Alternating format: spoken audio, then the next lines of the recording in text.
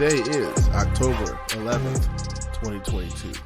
I am your host, Isaac Foxx, and this is Action Wrestling News, the show that gives you wrestling insight, news, and opinions daily. Today, we will be reviewing Monday Night Raw and any other news that we have from there from the past couple days. But if you would like to support the show, you can donate $5 to receive a shout out on the show itself. Just go to actionwrestlingnews.podbeam.com to donate.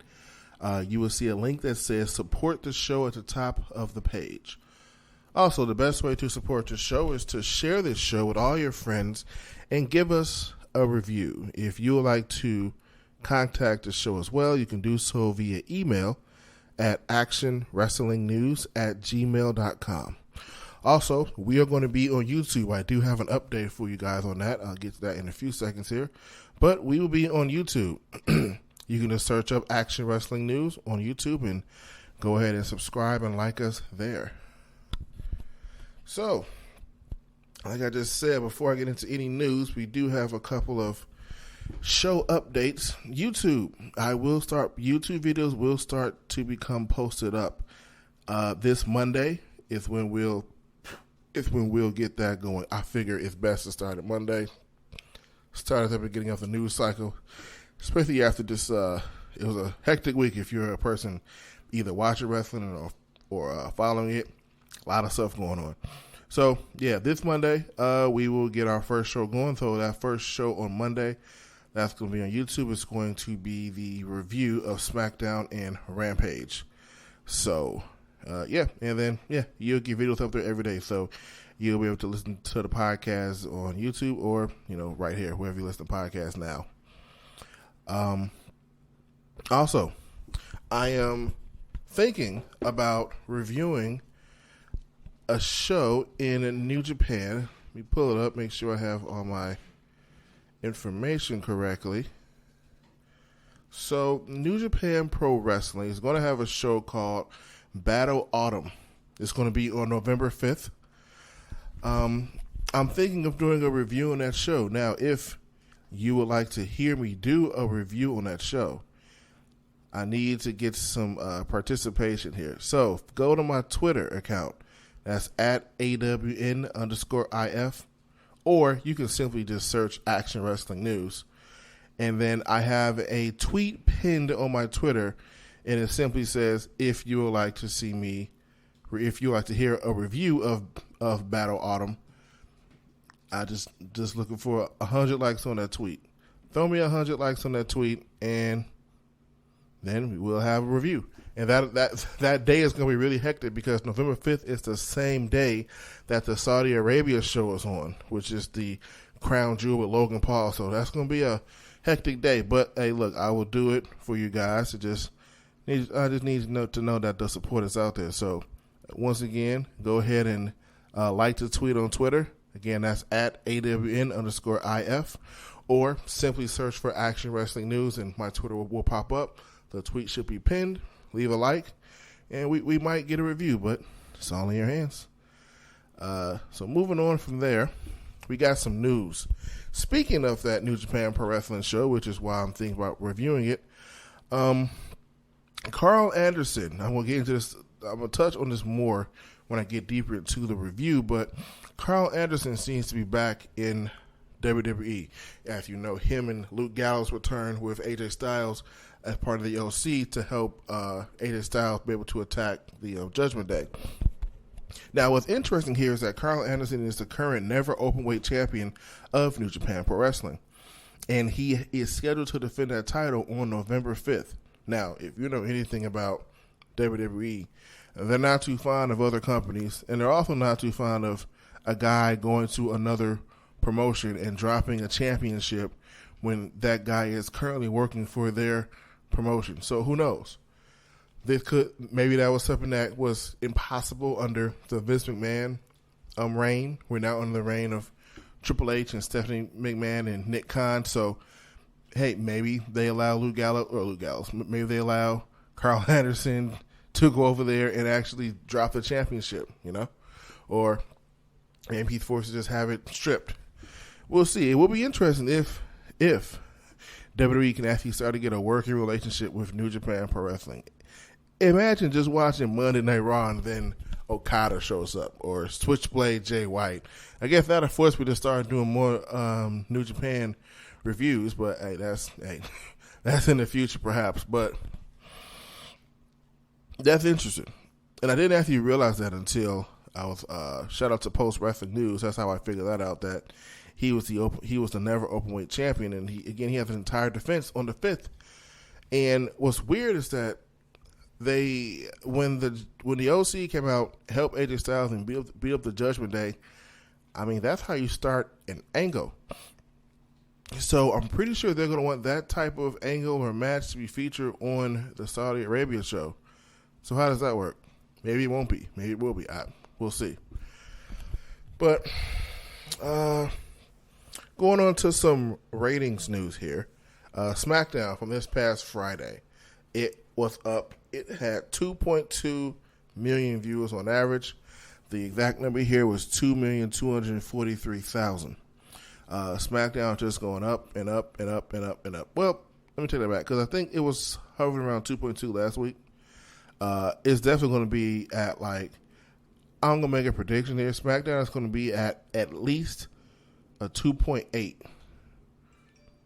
Yep, a 2.8 or potentially a 3. I'm going to go with it. They're going to be at a 2.8. Why? Because Bray Wyatt is returning on SmackDown. Now, I shouldn't have been surprised that he did not return today on Raw. Instead, what they did, they played the video package from Extreme Rules, where they had, them singing "It's the Whole World" and going from shot to shot of the different people in the audience.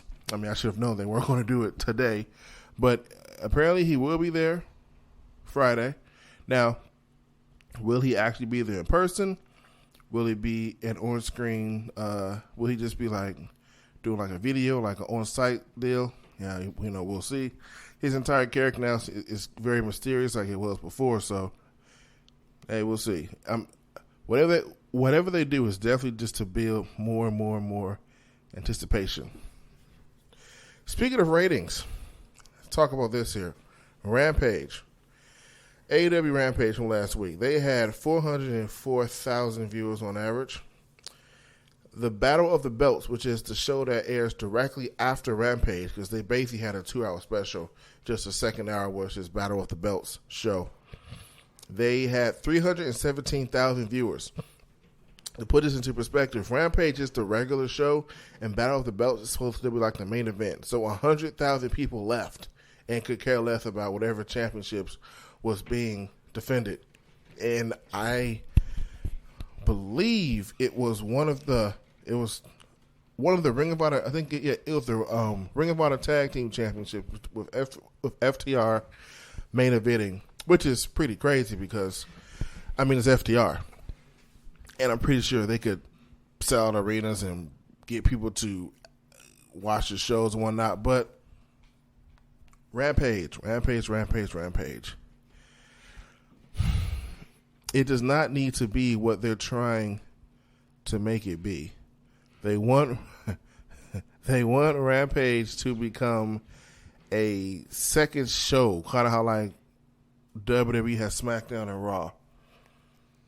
Rampage is closer to a main event or a Superstars than it is to a SmackDown.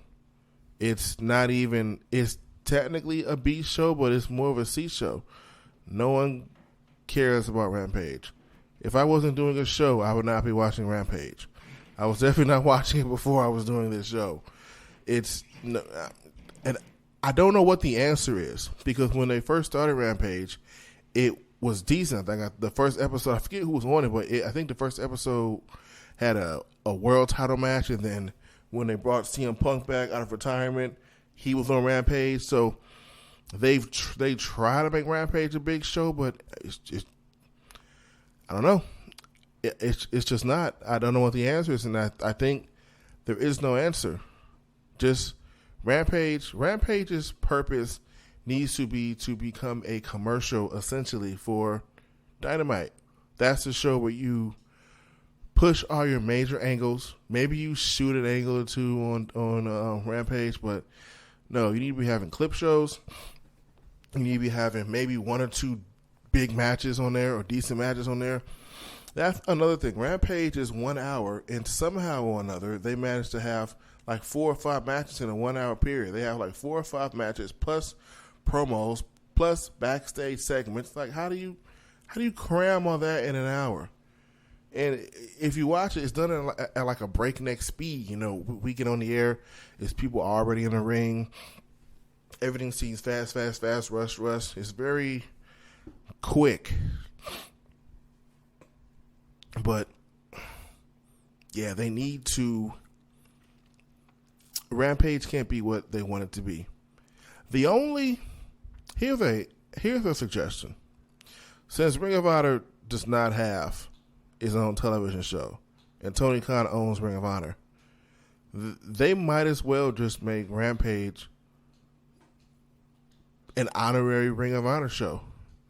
You will do a lot better with that. Because first of all, let's think about this for a second. Rampage in general is taped right after Dynamite. So the people in the arena are always sitting there for roughly 3 hours. So they watch a full Dynamite and then they tape the Rampage that will air Friday. So why not give the people in the audience something completely different? Give them a new show. That's the only way to get Rampage feeling good, because it needs to have a different feel. It feels like Dynamite Light. Like it's just an extension of the show that we've seen on Wednesday. I mean, you have the property for an entire other show. At this point, just make Dynamite Ring of Honor. I mean, why not? Why not? Just make Dynamite Ring of Honor. And if you really have an issue with that, make Dynamite be 2 hours, make the second hour be, or not Dynamite, make Rampage be 2 hours, make a second hour Ring of Honor. Now I get it. This could be an issue because people tune into AEW to watch AEW, not Ring of Honor, but looking at these numbers, people really aren't watching really aren't watching Rampage anyway. So maybe if you do something different, you'll get more people to tune in because you'll get a different style. Ring of Honor was, of course, known for that pure wrestling, one of the last promotions where it feels like you're watching an actual sport and contest. So why not? You have the property. It's just that's just my suggestion.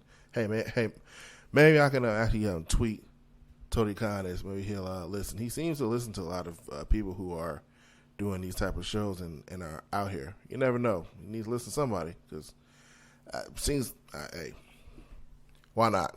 What can it hurt, right? So going on to the Raw review here. Raw came to you live from Brooklyn, New York at the Barclays Center. The first thing we have DX. We got DX in the back. We got Triple H, Road Dogg, X-Pac, and HBK. They're running through all they're running through all the different things they can't say. Triple H says you can't curse, and Shawn Michaels like, so I can't say fuck. Road Dogg's like, so, but can we say penis? He was really worried if he could actually use the word penis on there, which I guess he could because it did not get bleeped out. That was a major concern of his. I think it was Shawn Michaels. He brings up the fact that somebody is over there with their cocks hanging out. Then of course they shoot to a picture of a bunch of rubber chickens because, yeah, we're in 1999 or 2000. Yeah, this is you know what? I listened to a lot of shows and they said it wasn't funny. Yeah, I thought it was hilarious, but you know, my sense of humor could be questionable at best. I thought it was funny. It was just, I mean, and it's what you expect. It's what DX is. DX is a bunch of like, what's the word? Potty humor or like dick jokes. Like that's what they are. That's what they've been since 1997. Like that's it's just the issue is now we got a bunch of, you know, senior citizens up there making these type of jokes. It was a lot different when it was the cool 20, 25, 30-year-old up there. Now it's the 55-year-old CEO of a major corporation talking about let's get ready to suck it. You know, that's a bit different. I think HR has a problem with that. He can't be doing that. So, I mean, it's a little different now. You know, these are like grown men with children and jobs and whatnot, not a bunch of kids running around. But, hey, you know, Whatever. So, rolling on from there, we start the show. That was a start, but that was more of like a semi-start because they were like in the backstage where Triple H is producing the show. But going on from there, we do start the show. We start off with the Bloodline.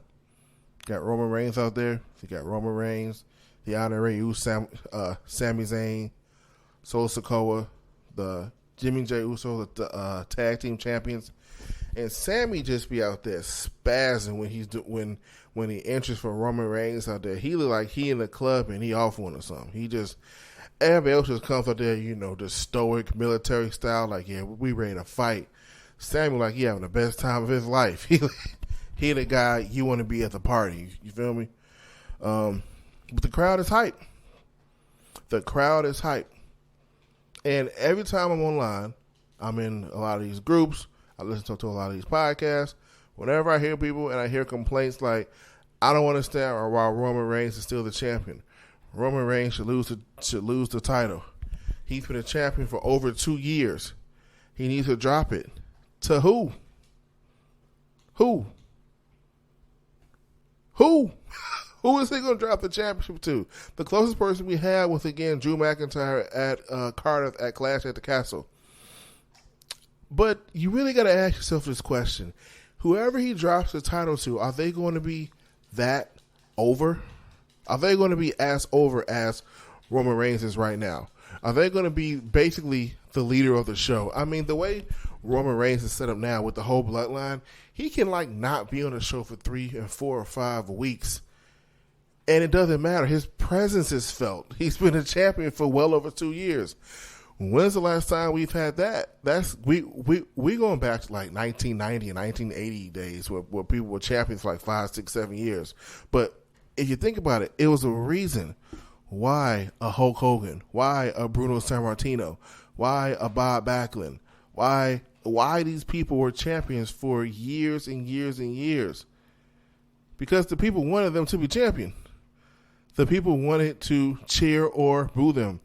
The people knew that this was the man. Like, yes, they knew that someone will go in there, they'll have a great match, they'll almost make it, they'll almost do it, but at the end of the day, this dude will still be the champion. So with Roman Reigns, who's there to beat him? Maybe a Cody Rhodes. Now, yes, he does have to lose the championship sometime, but the problem is when he loses that title, the next person who's a champion needs to be that big. And I also have heard people complaining, saying that like, oh, Roman Reigns is too big, so if someone wins the title from him, it's going to be a letdown. Well, that just means they need to elevate the people around him. They need to elevate someone to be at that level of competition to be able to face him. Because in my mind, the point of a champion in professional wrestling, period, is to elevate the next guy. You get a guy who's up. You make a guy be the greatest of all time or whatever you can do. And then when someone beats him, that greatness rubs off on the next guy. Then that guy elevates the title. The championship should be at such a high standard that only the best of the best are champion. Isn't that supposed to be the point? It seems like now people want the championship to be a guy who's like, oh, I think this guy has a shot. We should give him a chance. Is he the best? Has he proven something? Has he done anything? Like, why? Because you liked him off the indies? What are we doing here, bro? It needs to be a guy who is proven, who can carry the ball. Who do you know that can not wrestle for like several weeks? When's the last time Roman Reigns wrestled in a match? Right. And he doesn't need to. He does not need to step in that ring until November 5th when he wrestles Logan Paul. And he'll be just fine. He'll be just as over. No one else can do that. Everyone's got to wrestle like every week, open challenges, all this other stupid shit. He ain't got to do none of that. But, make Roman Reigns drop the title to somebody. I don't know to who. No one is as over. Now, that is a fault of WWE. I will say that because there should be someone there who is as over or who looks like it could be over because now they kind of do just recycle the matches. Like after the Logan Paul match and on November 5th, who does Roman Reigns face after that? Brock Lesnar came back Monday. But if if they go back to another Roman Reigns Brock Lesnar match, I'm shutting this whole show down. No, I can't do that. But it's that's insane. They've how many matches have they had? 8, 9, 10, 1,000? At several WrestleManias, at several Survivor Series, SummerSlams, all this other stuff.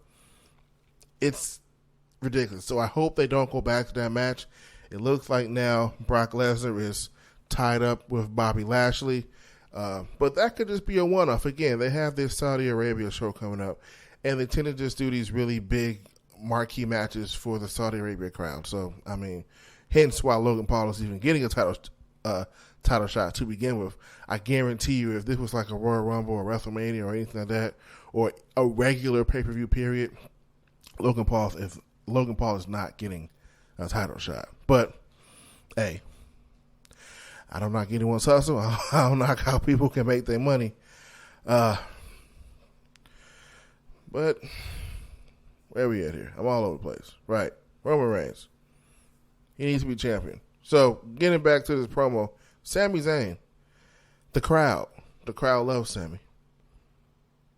I dare say that Sami Zayn is more over than Roman Reigns. Now, after everything I just said, I feel like Sami Zayn is more over than Roman Reigns. Does not mean that Sami Zayn can't go after the title, which is not even being alluded to. If anything, at best, we'll get Sami Zayn versus Jimmy Uso versus Jey Uso at some point, at some pay-per-view. We'll see, right? But yeah, so we get out there. We got the promo, Bloodline in the ring. You know, Roman Reigns asks the crowd to acknowledge him. The crowd goes crazy like they do every single week. Reigns is out there talking to Jey Uso, saying he's acting like a fool because Reigns says that his dad told him that if he said his dad told him that the loudest person in the room is a fool. And we basically calling Jey Uso a fool because he's just this loud hothead, essentially. And then you have Sami Zayn. He interrupts Roman Reigns as he's trying to talk to Jey, reminding him that he told him last week that he is supposed to be the one who was able to take control and handle Jey Uso, basically. And then, you just got Sami Zayn. He's saying how everybody's cool, how everybody loves Jimmy Uso and everybody loves Solo Sikoa. Everybody's fine. And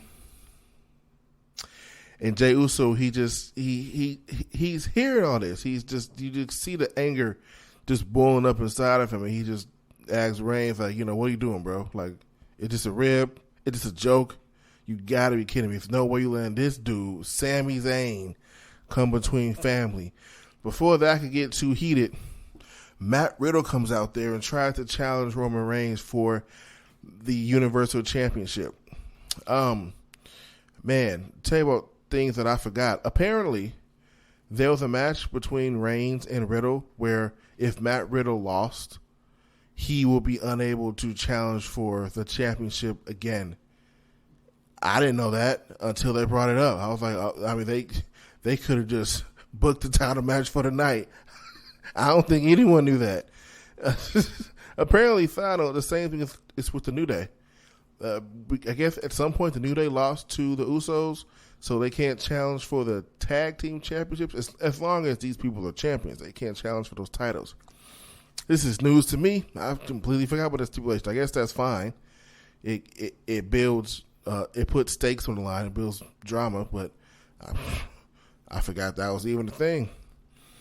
But what this all boils down to is it ends up becoming a match.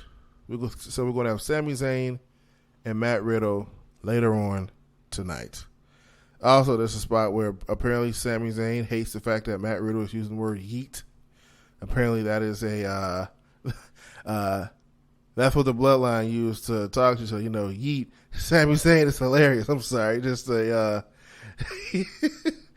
white guy in the middle of the ring with all these cooler dudes around him, and he started talking to Jim. He's like, "Yeet, my dog!" Like, what are we doing here, bro? Like, Yeah, I think I should talk to. That's how I'm gonna start talking to all my people. Like, I'm gonna talk to my girlfriend like this right now. Hey, eat my dog, or some homie, eat my dog.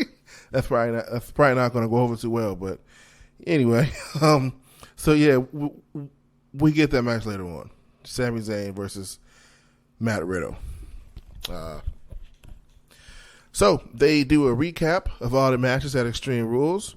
And after that, we then switch over to the Johnny Gargano versus Austin Theory's match.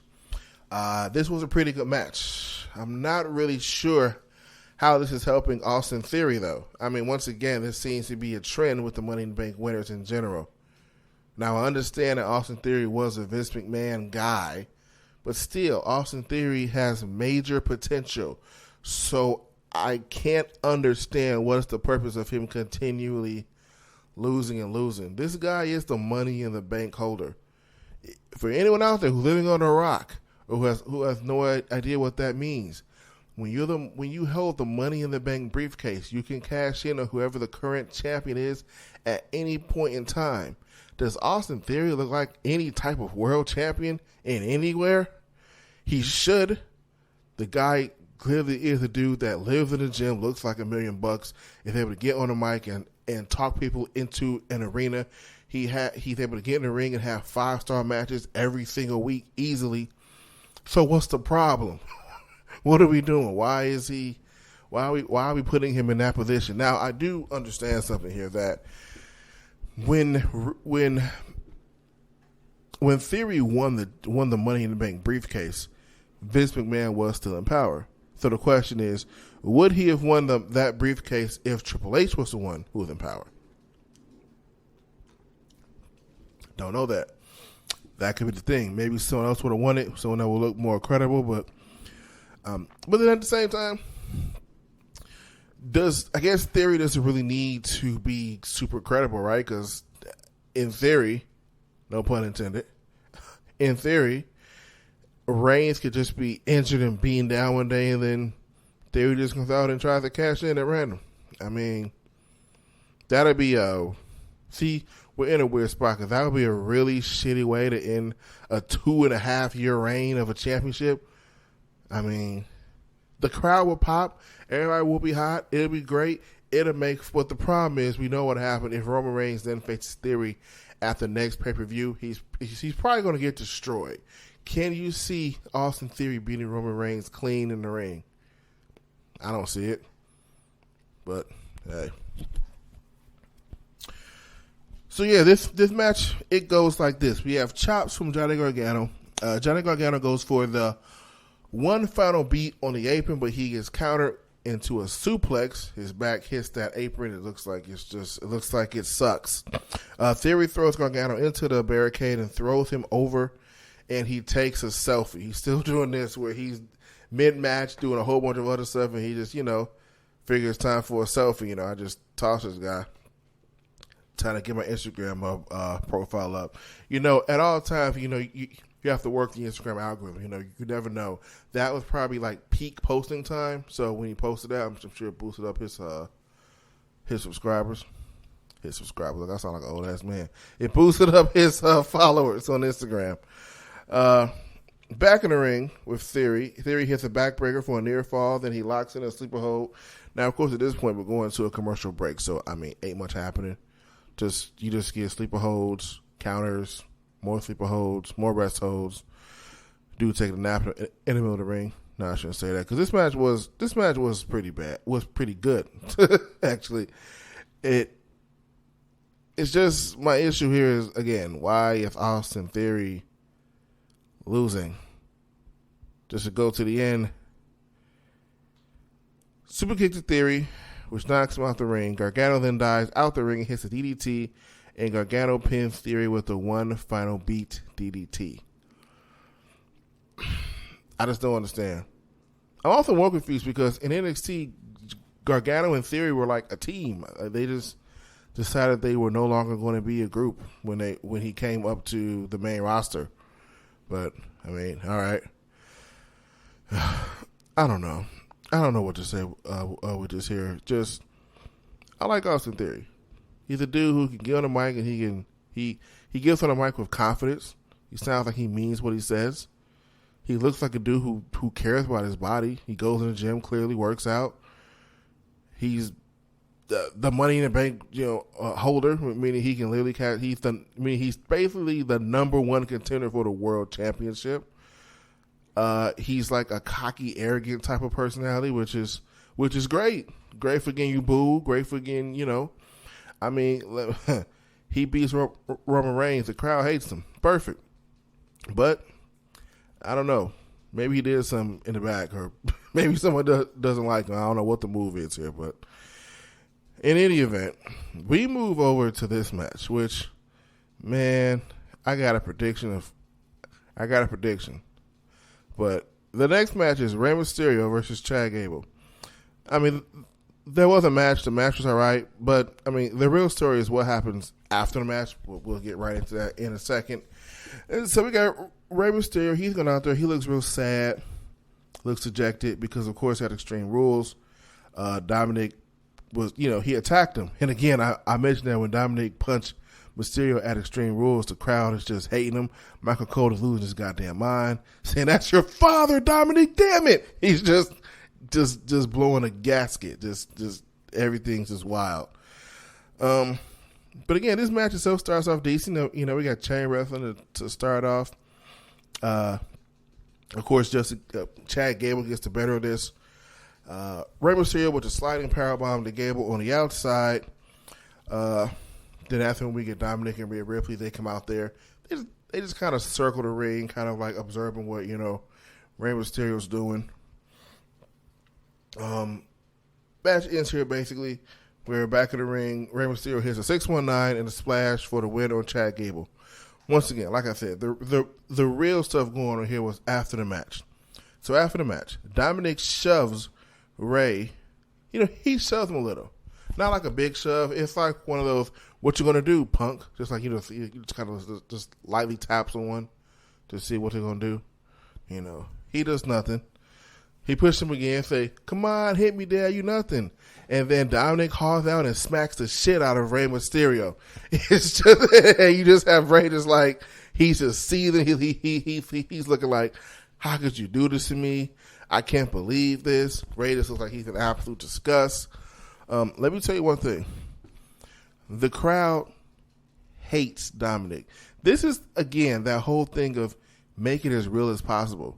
Because everything that's happened is as legit as it possibly can be. Rey Mysterio is Dominick's dad. That's a real thing. So we literally are seeing his son smack him in the ring, wrestling or not. People don't like that.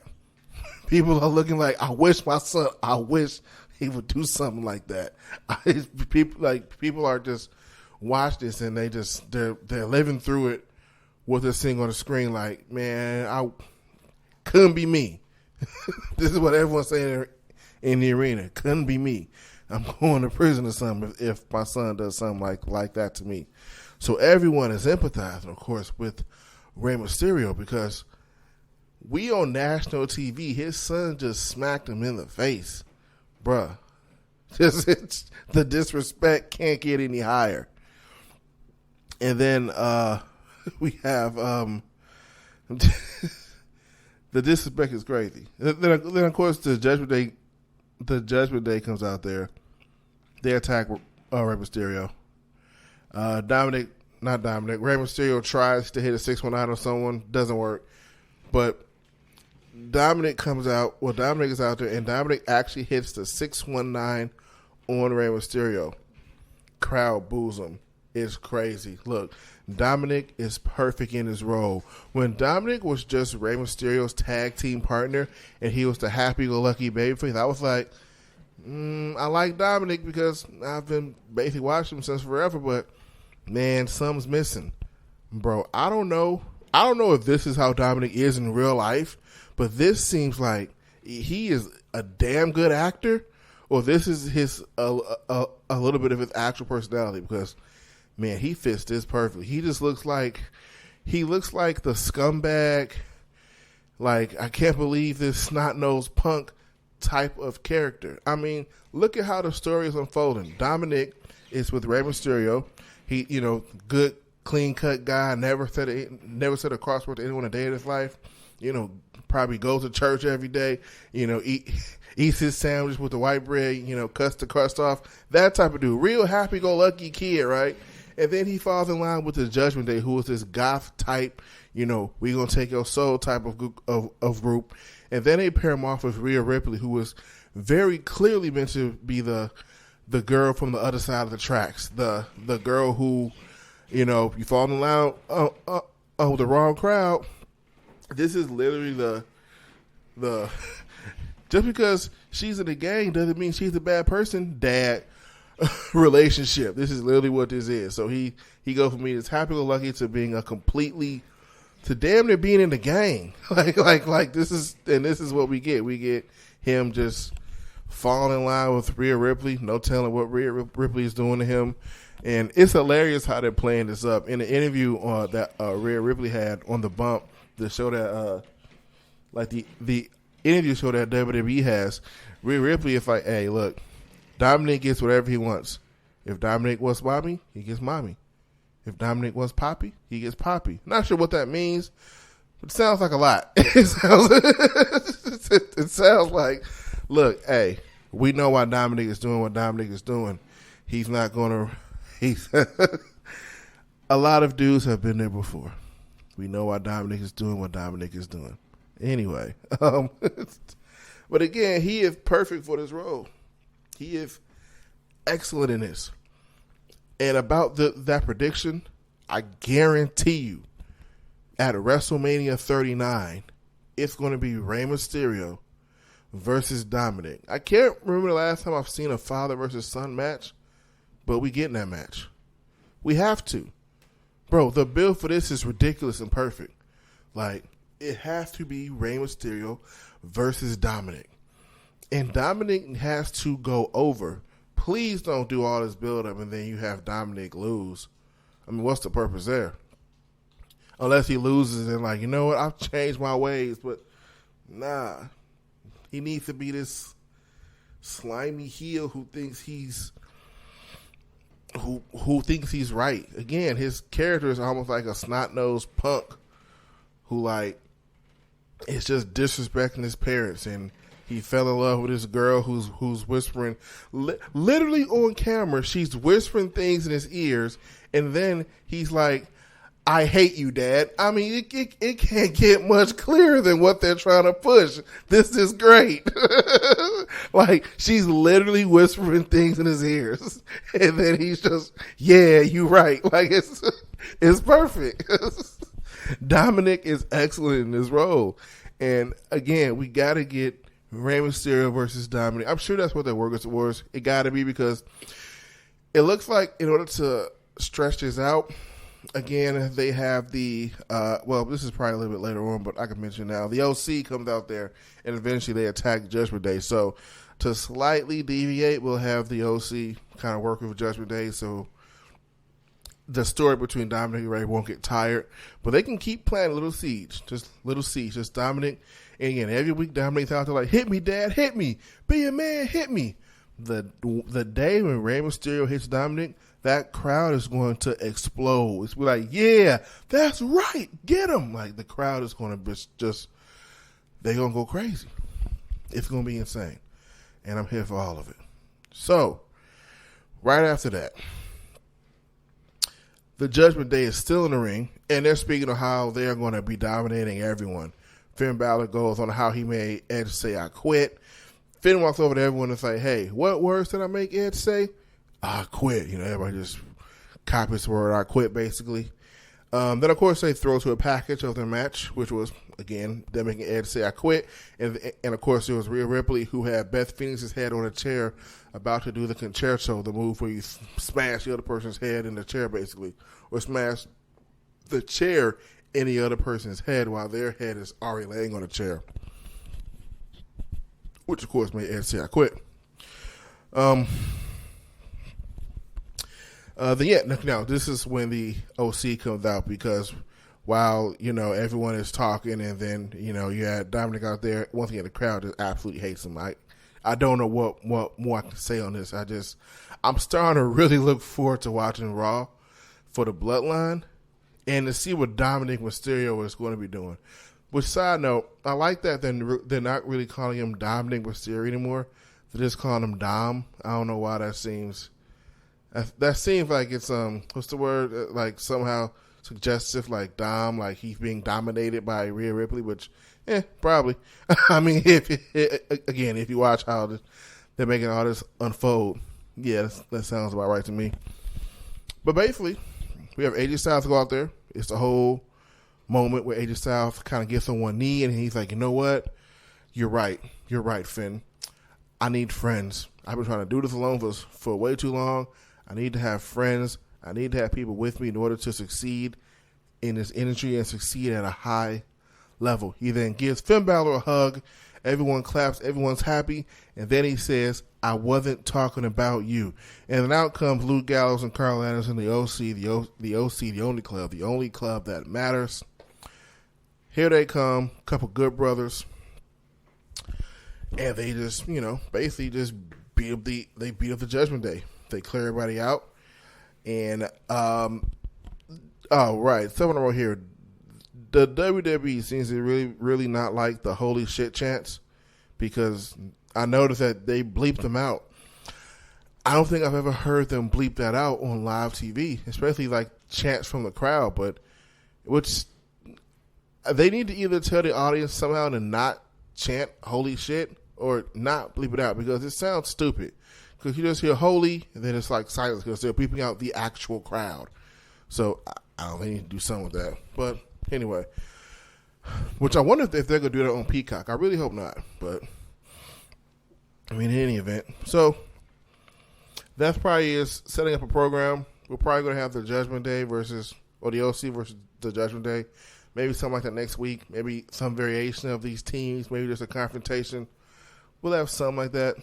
I'm sure it's going to lead to a program, a match, which again brings you back to Carl Anderson, because he's the current never open weight champion in New Japan Pro Wrestling, and they literally have a show in Osaka, Japan, on November 5th.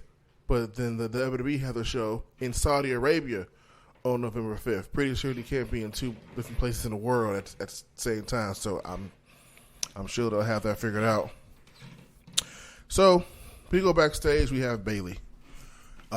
Bayley is doing a sit-down interview with Brian Saxton. This is mostly Dakota Kai. Dakota Kai is cutting a decent promo, saying that when she would hit rock bottom, Bayley's the one who picked her up and made sure that she had help. Io Sky, she really just said she said a decent promo in Japanese. But basically, Bayley just said that she's going to be beating her opponent tonight, essentially. Still in the back, we got the Bloodline. We got Roman Reigns, Paul Heyman, and Solo Sikoa. They apparently are about to start partying in New York. As Reigns put it, we're about to do New York. Not sure what that means. I guess they're going to have a good time. But Roman Reigns tells Jey Uso that he wants to make sure that Sami Zayn wins. Now, this gets interesting as we get to that match later on, but those are the directions. Make sure that Sami Zayn wins. Cutting to the next match. It is Bayley versus Candice LeRae. Again, this was another decent match that was all right, but again, the real story was after the match. So the match ends when Bayley gets caught and pinned by LeRae for a roll-up. But again, like I said, the real story is after this match. We have Damage Control. They go out there and they beat up LeRae.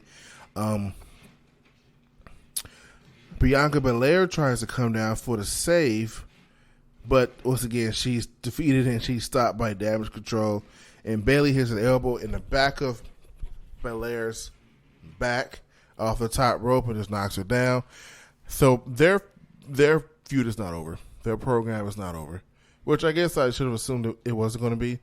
Now, I don't know where they're going to wrestle at. Again, they do have the show coming up in Saudi Arabia, but Saudi Arabia is not really too fond of women. So they might have to, I'm going to assume that they're going to have either probably matches before or after that program. I don't know what Survivor Series. Survivor Series, I believe, is the next.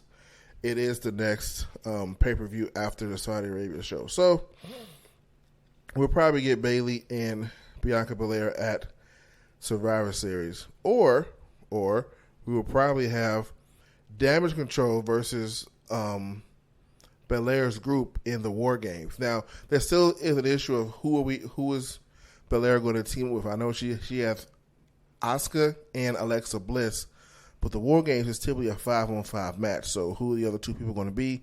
And is it going to be Alexa Bliss? You know, with Bray Wyatt back, Alexa Bliss does have ties with Bray Wyatt, so she could be going back to his group. Apparently, we can get more into this on Friday's show, actually, or well, I guess really next week, or as soon as I get more information. But apparently, Bray Wyatt is going to have a group called the Wyatt Six, so there might be 6 people with him. Might have a whole stable. Of course, they can't do the Wyatt family like they did before because of Brody Lee passing away a handful of years ago. But we'll see. But again, saying all that just to say that. Maybe to be Alexa Bliss, maybe not. We'll see. So, moving on here, we have The Miz and Maurice backstage. We have another QR code. I thought we were done with the QR codes and the trails and the breadcrumbs once Bray Wyatt appeared, but it looks like we're not. I was able to... I'm going to be real with you. I tried to scan on my TV. This didn't work. I just went to the news and just looked up what it meant because, I mean... At this point, we know who it is. I'm not really trying to go on any more rabbit trails and hunts to see, whatever. But looking at it, we got the QR code. It was a jigsaw puzzle that when you put it together, it spelled out. It brought up the Bray Wyatt logo, that new moth logo, and it spells the letters JNV. What does JNV mean? J is the 10th letter of the alphabet. N is the 14th letter of the alphabet, and V is the 22nd letter of the alphabet. So 10/14/22, October 14th, 2002, which is when SmackDown is going to be this Friday. Okay. And then, of course, later on, they did announce that Bray Wyatt will be appearing on SmackDown. Now, they say he's going to return on SmackDown. We don't know what this means. Is he going to actually be there in person and talk to the crowd? I don't think so. I think they'll keep this as cryptic as possible because, again, the Bray Wyatt character is at its strongest when he's not in the ring, and that's pretty messed up for a guy who's wrestling. I mean, as much as I fanboyed out and am a huge fan of Bray Wyatt, unless the Bray Wyatt matches are interesting, are questionable at best, and it's because of his character. His character is almost like a movie villain. So it's like the character is amazing, but when we just bring it down to him being a person and then wrestling in the ring, it's like, who does he fight? Who does he wrestle? How do we do it? How do they respond? There's so many, like, it needs to be almost a theatrical experience with him in the ring in order for it to make sense. It's like you wouldn't expect Michael Myers to get in the ring and have a boxing match. It would kind of destroy his whole character. Like that's not it. But I'm sure they'll figure it out. So again, the Miz and Maurice. It is the Miz's birthday. I think his birthday was yesterday or last week. But in any event, they're having a celebration, and Maurice gives the Miz a gift. It's a baseball bat. Sure. Now, of course, this bat is used because later on in the birthday celebration, they're in New York. So, of course, he makes fun of Aaron Judge because I believe he is going to – I think he already got the home run record for the Mets. Is it the Mets? Yes, it's the Mets. Yes, it is the Mets. Got to make sure it's not the Yankees because if I say it's the Yankees and it's the Mets, New York won't take that too kindly, I'm sure, but it is the Mets. But he says – the musical often says it's the greatest hitter of all time, and it was somebody in Cleveland. Yeah, but yeah. So the Miz does what the Miz does. He runs down once again Aaron Judge, and because of his current hitting record. Then Maurice presents the Miz with gifts, and Maurice gives the Miz a gift. He pulls off the blanket, and it's 2 balls. It's 2 big balloon balls. because the running joke is that The Miz has tiny balls. And Maurice also has a purse that is shaped in the shape of balls. Yeah. Anyway, So one of the gifts that Maurice gives him is he picks up the box. He's like, "Oh man, what's this? This is weird." And then you see Dexter Lumis's head poking out of the table. So Miz freaks out, puts the box back on the table, tries to hit the box. I'll tell you one thing: it's a good thing that there's no mix up in timing here. And Loomis didn't get his leg caught or stuck, because Loomis was dead if he did not, if this was timed incorrectly. His head is just, we're looking at a major injury here if there was some kind of an error. But it didn't happen. Everything was fine. And then, so when he does that, Loomis then creeps up behind him. Then he tries to choke out The Miz. Now, I see what they were going for here. The spot was supposed to be this. It was supposed to be while Dexter Lumis is choking out The Miz, he kind of accidentally kicks Maurice, and then Maurice falls into the cake, which allows The Miz to escape the choke and run away, leaving his wife in the ring. But he tried the first time. I guess they were too far away from each other, and you could tell Maurice was kind of just with her back turned, waiting, come on, fucking kick me. But it wasn't working, so he had to kind of gingerly stretch his leg out and tap her again to make her fall into the cake. I mean, yeah, but I guess that's the risky run where you try to do an accidental spot like that. Oh no, I didn't know you were falling in the cake. That's crazy. So he escapes, and then Dexter Lumis grabs a butcher knife and he stabs the giant beach balls, both of them. And the crowd chants, "Eat the cake." And Dexter Lumis cuts a piece of cake and eats it in the ring. And we fade to the commercial. Look, I swear wrestling's cool. I swear it is a good thing. It is amazing. But, my only real problem with this entire angle is that it started off cool. It started off with, okay, weird stuff happening in the background. Dexter Lumis is, again, his whole character, he's a psychopath, right? He's a serial killer. That's the gimmick, right? So it starts off with car accidents in the background, things on fire, random people laid out. Oh my God, it's this, I don't know, murderer or psychopath in the back. What's happening? What are we going to do? And then it devolves into him playing weird tricks on The Miz. And, I didn't bring this up early. Oh, well, right. That's because it's next, but I could bring it up right now. This is all going to culminate into next week. It's going to be The Miz versus Dexter Lumis. If The Miz beats Dexter Lumis, then Dexter Lumis has to leave the WWE forever. If Lumis beats The Miz, then he gets the WWE contract. So I just want to understand something here. We go weeks and weeks and weeks.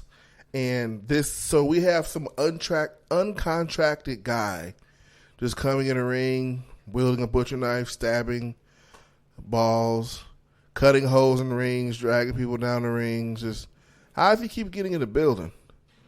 How does he keep getting over the rope and in the ring? I know I'm nitpicking here, but it's don't insult me. It's like, come on now. All this just for a contract? And who's to say when he gets this contract? Because I know damn well Dexter Lumis is not losing. That'd be stupid. So who's to say when he gets his contract, he'll stop? He's a psychopath. Okay, now you have a job. Please stop stalking me. Is that how that works? I don't think that matters. I don't think he cares that, now I'm gainfully employed. Better stop this nonsense. Don't want to be fired. Huh? It doesn't matter. It's. I hope we get this. I hope next week Lumis defeats The Miz, takes him out, destroys him, and we can maybe move on to something more serious, because this has definitely run its course. This ain't got no legs unless The Miz start. I don't know. This is over. Just let Lumis win, get his contract. We can move on to more serious matters. He can do something more More real. Yeah. So we're in the back. We got DX in the back. They're hyping up a couple of local guys. I don't know who these guys were because they weren't anyone to know. They were clearly just like local talent. I think one guy said his name was, I don't know, Cholo somebody or something along those lines. I swear that's what he said. It was something like that. It was these two random local guys basically who were just going to get beat up by Almost Next. Diggs hyping them up. You know, you got the Miz in the background asking where Triple H is at because he's tired of Loomis playing these games with him. And of course, this is when that match is made that I just mentioned, which again is made by Road Dogg. Does Road Dogg have the power and the ability to create matches? Now, if they did address this because he was like, I think I can make that match. Again, look, I know I'm nitpicking. I know this is wrestling. You got to turn a blind eye to some things, but some things, not everything. I don't need to turn a blind eye to everything. But, yeah, that's how we get that match. So next week, once again, if Loomis wins, he gets a contract. And I guess decides he no longer needs to start because now he's gainfully employed. If The Miz wins, Loomis has to retire from WWE, which, yeah, that's going to happen. So our next match was Omos versus, I wrote here local talent because it was just a squash match. It was nothing. Omos just goes, he just knocks these guys out, clothesline, slam him to the top rope. He pins the guy by just putting a boot on him in 1, 2, 3. Next match. And what they did after that, they played a recap of the entire return of Bray Wyatt, which was, of course, the arena getting dark and them just singing the whole, he's got the whole world in his hands, where they show the picture of the images of everybody from the Firefly Funhouse in the audience. And they just recapped that whole thing because I guess they knew that the people there were expecting Bray Wyatt to show up, so I guess that's the best they could do. Run a video package and, speak about him. Because now there was also, I did not write this down, but at some point during this show, there was a point where we did have a new video from Bray Wyatt. It was him in that same mask that he wore at Extreme Rules, but it was like a video package. It wasn't like him actually there. It was more or less just the mask talking and saying, revel in this, like several times, and a comment was made saying that he has always been a prisoner in his mind until he decided to, just let it out. Basically, just revel in what he believes and revel in himself, be himself. Now, if you don't know, I had to do some digging, and of course, I'm doing some research to other podcasts. Shout out to the Don Tony Show. This is definitely where I got this information from. Back in 2019, Bray Wyatt put up a post. It is Bray Wyatt dressed up as it. So someone painted a picture of Bray Wyatt in the version of the character where he's like the psychopath Mr. Rogers, and it has his head opened up, and in his head he's thinking about the Fiend. Like, it looks like he's thinking about being defeated. Of course, the Fiend's whole saying is "Let me in," right? Because that's the psychopath version that's locked in his head. And then the picture says, "Revel in it," or "Revel in what you believe." I'm butchering that, but that's what it says. So it's a callback to that. So again, what does that mean? We don't know. Bray Wyatt speaks in a lot of cryptic language, where you kind of have to figure a lot of things out. But, that definitely is part of the fun, to figure those things out. But we will see Friday. So, once again, are we going to get Bray Wyatt in person on Friday? Don't know. Will be nice, but, we will see. We shall see. So, after that, we have Bobby Lashley versus Seth Rollins for the WWE United States Championship. Before the match starts off, we have Lashley. He's out there. He speaks on a list of people that he has already beaten.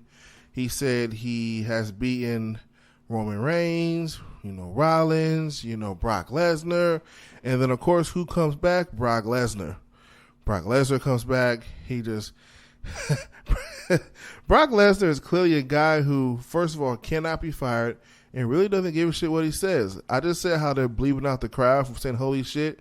No problem. As soon as Brock Lesnar walks in the ring, he says, holy shit, just straight like that. Because what they going to do, fire him? It's Brock Lesnar. He can do whatever he wants to do. So he walks in the ring straight like that. Goes up to Bobby Lashley and says, good evening, Bobby Lashley. And this, proceeds to beat him up. Mind you, this is right before what's supposed to be a championship match for the United States title. So, 2 F5s, suplex. Lashley hits him in a Kimura lock, tries to break his arm. We get that whole situation going on out there. And then after the commercial break, we have Rollins. Rollins goes out there. Now, Rollins' ribs is all taped up. This is from Extreme Rules when Matt Riddle had hit the Broton from the top of the fight pit on Matt Riddle's ribs. They're playing up the fact that his ribs are potentially broken. Shit, they just might as well be. Looking at, that how that went. It won't shock me if they're bruised or if he actually hurt in some capacity. But he goes out there with his ribs all taped up. And Rollins is just trying to do whatever he can to goat Lashley in the fight because we have the referees trying to take him in the back because, again, he just got attacked by Brock Lesnar. He's been locked in a Kimura lock. His arm could be stabbed or broken, right? This whole situation. So Rollins says a whole lot of things, but he says, you're supposed to be a fighting champion. You're supposed to be a man. How could you leave? We had you have my word, all this other stuff. And then he says, you're supposed to be a good soldier. So I believe Lashley actually served. I don't know what branch he served in, but I believe he actually has served in the Army in general. And that gets him, of course, because you can't tell a former soldier that you're not a good soldier. That's them fighting words, right? So, he gets back in the ring, and then we have a match. And at first, I was wondering what was the real purpose of. So I think this whole thing serves 2 purposes, right? It now gives Brock Lesnar an opponent because Brock Lesnar is clearly going to be Brock Lesnar versus Bobby Lashley in Saudi Arabia on the November 5th show, right? That's what they're setting up here. But also, it gives a reason why Rollins is able to beat Bobby Lashley because, again, Rollins out there with potentially broken ribs, right? So how can a broken rib, 50% Seth Rollins defeat a 100% machine like Bobby Lashley? You break down the machine by having Brock Lesnar go out there. So it makes it be a reason why Rollins is champion, and it works because, once again, since Roman Reigns is the double champion, he's the world title, he's the WWE championship and the Universal champion, we need to elevate these other 2 titles. So now with Seth Rollins being the United States champion, he might as well be a world's champion because it seems important. It's like, okay, he's a champion. That works out for me. So it allowed Rollins' win to happen and be logical because with broken ribs, it would make no sense. Like, I mean, Lashley could just punch him in the rib, right? But if they're both hurt, it makes sense. And it actually made for a decent match. Even though the match was probably 2 or 3 minutes, it made for a decent match because we start off hot. Like, we start off at 10 because everybody's injured, so everyone is in a rush to win. So it was a pretty good match. But once again, Rollins wins. Rollins is your new United States champion. Rolling on from there, we have Matt Riddle versus Sami Zayn. Once again, the crowd is hot. Crowd loves Sami Zayn. The crowd loves whatever Sami Zayn does. If he's out there breathing, they're finding a way to chant breath. They're doing whatever they can. They love Sami Zayn. I did not know he could get this over being like the flunky in the bloodline. But so once again, the crowd loves Sami Zayn. Doesn't matter what he does. They're in love with him. He's the most over personality there. Because again, what they've done here, they found a way to get every single character in the bloodline over. And that's what you do. Normally, when you have these situations, when you have these 5 or 6 or 7 man group, it seems like a bunch of just flunkies and losers behind the one guy who's important. But in this situation, everyone has a role to play. Everyone is important. Yes, Roman Reigns is still the top guy, but it's not just a bunch of losers behind him. Everyone is a somebody. So it works out perfectly. So, let's get to the match here. Jay kicks Riddle in the head when the ref is not looking, but Zayn does not really appreciate this because, once again, Sami Zayn wants to do this on his own. Again, we go back to this tension that we're having here between Zayn and Rollins. Zayn and Rollins, I'm all over the place. This tension we have between Zayn and Jay, where they're building to something here. Again, I don't know what this is going to result in. Is it going to be a match? I would assume so, but we'll see. Let's see. Fast forwarding a little bit here.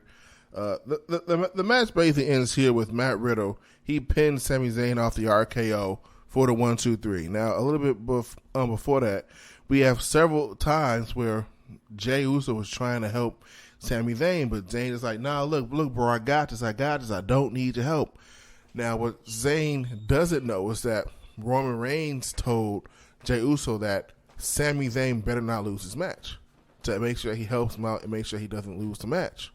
So, I mean, Jay is like, well, you know what? If Sammy wants to do it on his own, he got it. I'm going to let him handle that. That's not him. I ain't got nothing to do with that, right? So, and of course he loses. There was a spot where Jimmy Uso tries to actually save Sami Zayn, but once again, Jay stops, like, nah, big dog got it. He good. And then, RKO for the win.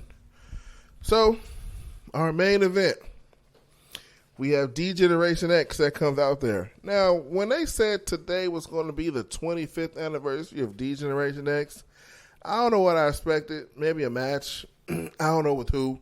Triple H can't wrestle. He's retired, period. X-Pac could maybe still run a match. Like, he's in the best shape out of anybody in there. Shawn Michaels, as much as Shawn Michaels, I love Shawn Michaels. He's the greatest, one of the greatest wrestlers of all time. He needs to stay retired. And I say that, and he would say the same thing too if he watches back the match that he had about 2 years ago or a year or so ago at Saudi Arabia. Matter of fact, he said that in an interview, so I'm not being mean to Shawn Michaels. These are his words damn near. And the Road Dogg, I'm not sure how much wrestling he's doing, but this was basically them just hitting all the high points, of their of what they say. X-Pac was out there. He does acknowledge China because, of course, as you know, China was part of D-Generation X. He acknowledges China. Road Dogg was out there and does the whole intro for the Outlaws. The New Age Outlaws. I was gonna see if I could try to do it. The whole ladies and gentlemen, boys and girls, children of all ages. D-Generation X proud is hit. Whatever. I tried, but in any event. Since Billy Gunn was not there, when he got to the point where it's like the Road Dogg Jesse James, then he points to the crowd and then they say the badass Billy Gunn, the New Age Outlaws. That was always cool. And something I always wanted to bring up. It was one year, a few years back when I was at Raw. I bought a ticket. I was in the crowd obviously, and DX. Or the New Age Outlaws was the champion. So I was like, oh my God, they're the tag team champions. I'm in the audience. I finally get to do the whole ladies and gentlemen, boys and girls, children of all ages. D-Generation X is proud to present the tag team champions of the world, the Road Dogg Jesse James, the badass Billy Gunn, the New Age Outlaws. But they decided to be heels that night, so I didn't get to say it, and I booed the shit out of them, which was of course the point. I was highly disappointed. I was like, I get to say it. Oh. That's just a personal beef with me. Nothing going on here. Corey Graves is hilarious. He says that the other guy is doing something with office supplies. Of course, the other guy is Billy Gunn, who is on AEW, who is with The Acclaim, who is busy scissoring people. Hence the office supplies joke that they threw in there because, if you know, right? This goes back to what I said before, how this seemed cool back in the day, the whole whatever, like the rebellious people, but I don't know, seeing a 55, 60 some year old director of something, CEO of whatever, gathered his breath and saying, let's get ready to suck it. I don't know. Suck what, sir? What? This is another HR complaint. What are we doing here, man? But again, this is just to hit on a high point. This is just them doing all the DX things. They are bringing up the fact that they are getting old. X-Pac even said himself, I think, was that X-Pac? No, that was Shawn Michaels. No, it was X-Pac. Or was it Shawn Michaels? It was one of them. One of them brought the fact that, like, look, if we are out here for after another 25 years, put us out of our misery. Look, as much as I love wrestling, I don't need to see the 50th anniversary of T-Generation X. It's going to be a bunch of dudes in wheelchairs. Let's get ready to suck it. Sir, get your applesauce and get it. But how'd you make it out of bed this morning, sir? Like, we don't need to see 85-year-old Triple H talk about, let's get ready to suck it. That's not going to be the move. We don't need to see any of that. But, give it time. It'll still be someone like, I still, if we can see 75-year-old Ric Flair, 77-year-old Ric Flair have a match, and look like he's about to have a heart attack in the ring, I guess we can see anything now. Now, can we? But that was a show. I mean, overall, it was a good show. It was a decent show. I kind of feel like this was just a lead into SmackDown. I'm just waiting for SmackDown. I mean, now, of course, it's Monday. It's Tuesday as I'm recording, so I have to go through a whole bunch of other wrestling. I got to watch NXT. Do you guys really want an NXT review? Sorry. Yeah, I'm sure you do. Anyway. So I have to go through a whole bunch of other wrestling in order to get to SmackDown. But I am ready for SmackDown. SmackDown will be a good show. And again, this was a decent show too. And I shouldn't talk about NXT. NXT was decent last week. I will see what it's doing tonight. And then, of course, you will have your review tomorrow. Let me just once again run through the schedule for the rest of this week. Today is Monday. So you're about to get, if you're listening to this right now, you're obviously getting it's Tuesday, I'm sorry. You're getting your Raw review. And then, of course, tomorrow you'll get your NXT review. Then after that, we're getting the AEW Dynamite review. And then Friday, I'm going to do something special for you guys. I still haven't figured out what, but it will be a different type of show. Maybe just some news, and then I'll think of a really cool topic for you guys. And then, we'll end the week out for there. And that'll end my, what was supposed to be a marathon a week. Now, there was not a show yesterday. My fatigue and my sickness got to me, and then I just was completely unable to record anything. So, yeah, I apologize about that, but I'm here, and we are back with more shows. So that is the show.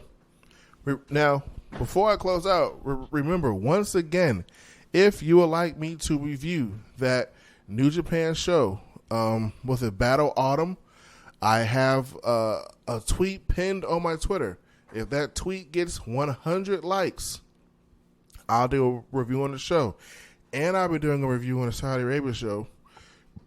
Those reviews will probably come on like the next day because, I think those shows might be on at the exact same time, actually. So I can't probably watch them at the same time. But we will get a review for those shows. If, again, give me those likes, then I got you. So, if you would like to follow us on Twitter, please do so at AWN_IF. If you would like to email the show, please do so at actionwrestlingnews@gmail.com. Also, check out our website. Once again, actionwrestlingnews.podbean.com. If you would like to support the show, you can do so via PayPal. There will be a link in the show notes, and, of course, you'll find that on the website itself. Also, you can subscribe to our YouTube channel. Once again, we will have more YouTube videos. They'll be coming up starting Monday, and then they'll be continuing on from there. Just search our name, Action Wrestling News. And remember, if you are looking for action, wrestling, and news, keep it right here every Monday through Friday. Have a great day.